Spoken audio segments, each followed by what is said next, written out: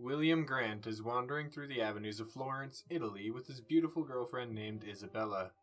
They giggle to each other softly and secretly, passing under the ancient arches and crumbling cathedrals of the narrow and romantic street. They exchange passionate kisses and sly glances, and all passer-by who see them think wistfully of springtime romances and sweet lavender.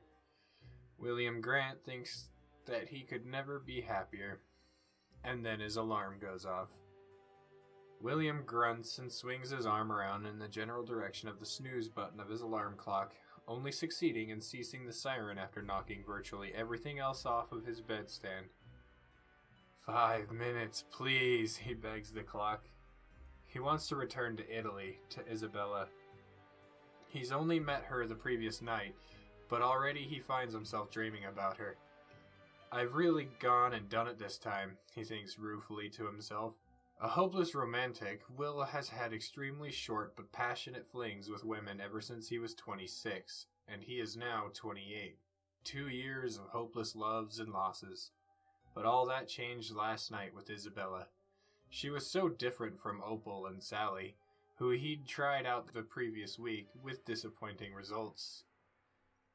He's already nearly forgotten about them, and only remembers their names and faces with extreme concentration. Will, reconciled to his fate, swings out of his bed and trundles towards his shower, only to realize halfway through the shower that his alarm is still sounding. He has to quickly wrap a towel around his midsection, run in, and unplug the damn thing. He can only pray that he didn't get anything too wet, but of course he does, his favorite leather shoes, which are lying on the floor and still stained with blood. Oh no, he mutters, looking at his now ruined footwear. He'll have to get new ones somehow. They were a part of his romance suit, as he calls it. He doesn't feel comfortable around women without his romance suit on or nearby. He also never wears it out on his day-to-day business, since he feels that doing so will spoil whatever mysterious charm his romance suit possesses.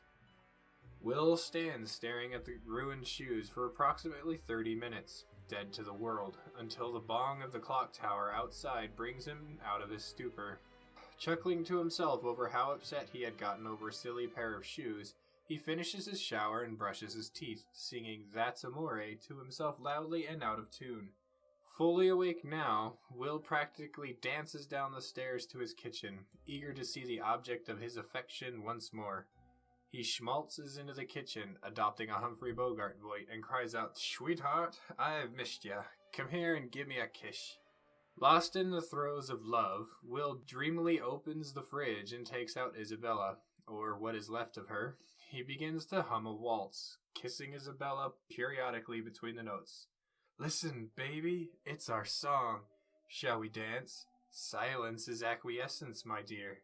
What's that? You'd love to? Oh, darling!"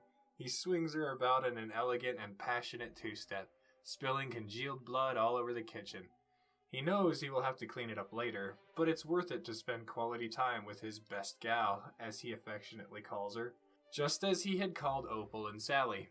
After their dance is over, Will delicately places Isabella back into her cubby in the fridge and grabs the milk from behind her ear. He then shuts the fridge door, but not before whispering, "I'll be back soon, darling," into his beloved's ear. Humming his beautiful waltz loudly, Will pours himself a bowl of Lucky Charms.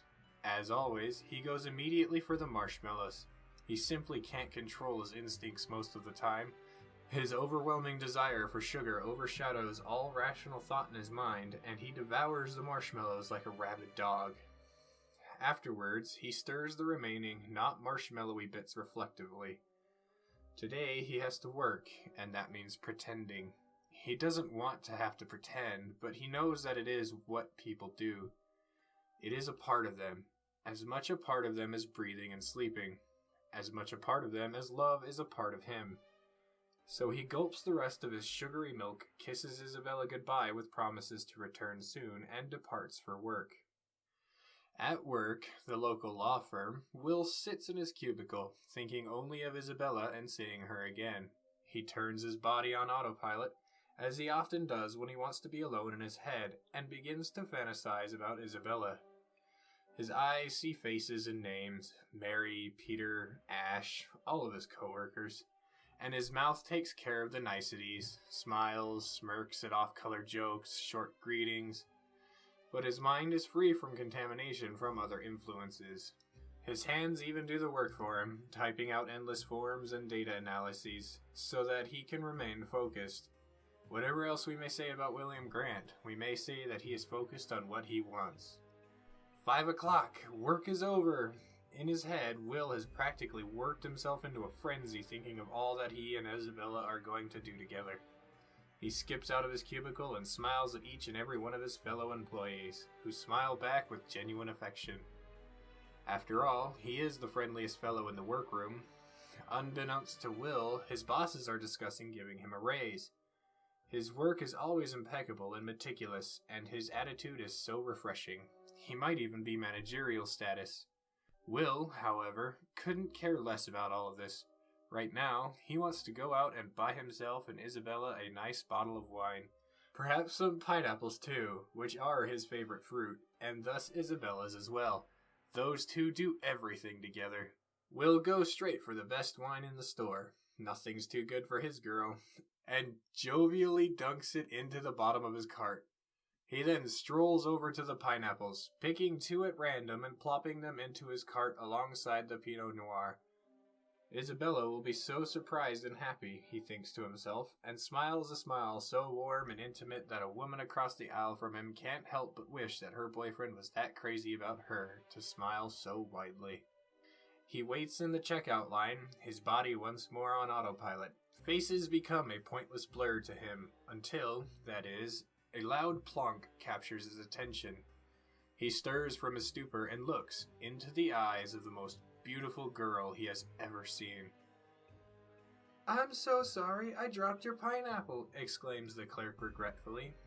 "That's quite alright. He looks at her name tag in rapture. Jenny. Jenny, I'll just go get another." "No, I'll do it." Jenny rushes off into the hustle and bustle of the produce section, unaware of Will staring blissfully after her. He has already forgotten about Isabella. She's the past. His future is with Jenny. It's all so clear now, he thinks.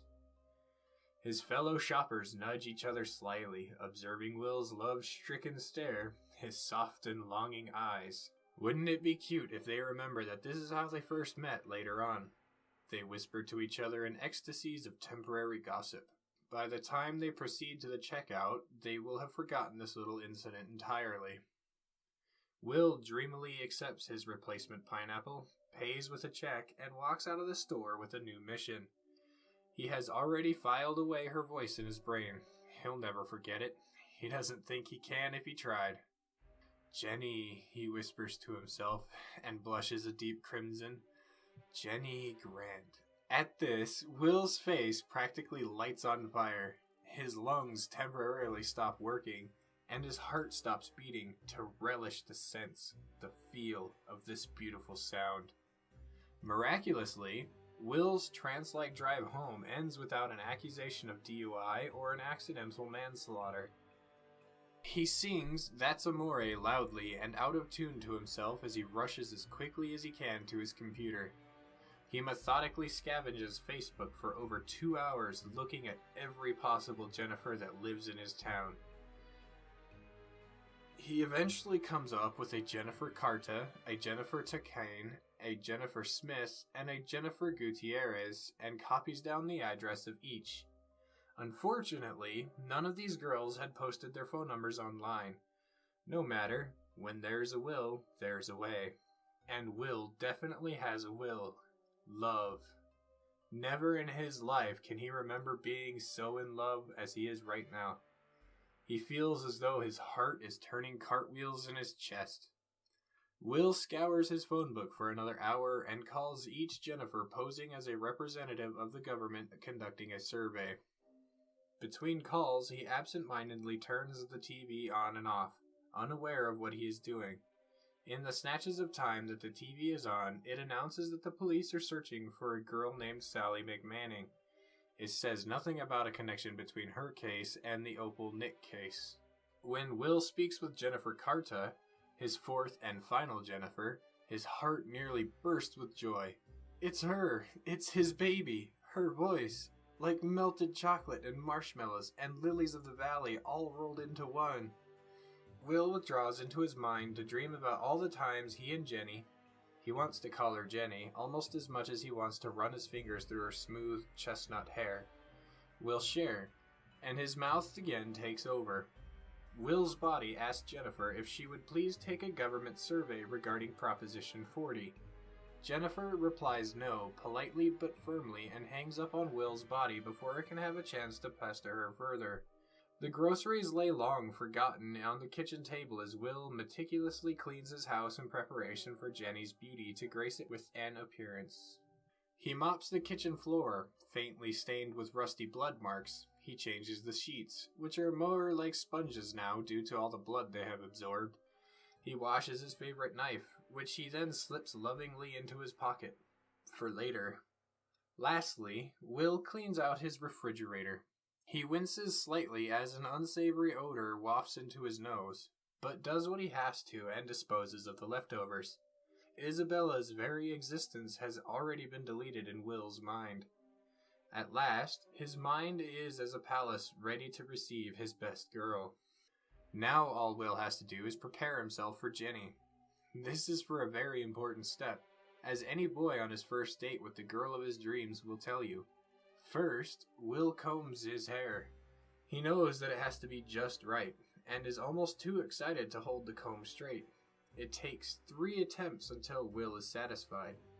Next, Will puts on cologne and shaves. There's nothing to shave. He shaved last night for Isabella, and nothing would grow back so soon. But Will has to be sure. Lastly, Will assembles his romance suit. Smooth black leather jacket, his gray t-shirt, his favorite pair of black chinos, his black ski mask, and his black leather shoes. Shoes. Will suddenly remembers that his favorite leather shoes are currently unwearable. What can he do?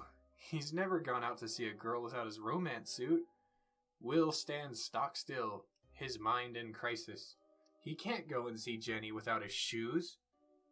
Will ponders his dilemma for half an hour, standing motionless in deep thought, his face slack and his eyes glazed.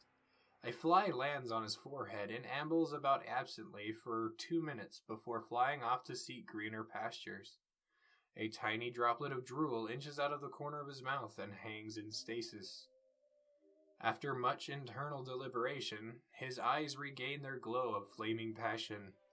If Jenny loves him as much as he loves her, and she very much does, there is no doubt whatsoever of this in Will's mind, then she won't mind the incompletion of his romance suit. How could she? Will's face lights up in a blaze of emotion. He feels the gravity of the moment, the freedom he now possesses, the confidence he now has. Love looks not with the eyes, but with the mind, said Shakespeare, and Will cannot agree more. Love has triumphed this warm Tuesday night. Having doffed his tattered white Vans, Will slips quietly out of his front door. He feels the soft, cool air and marvels at the thought that somewhere Jenny is feeling the exact same breezy kiss.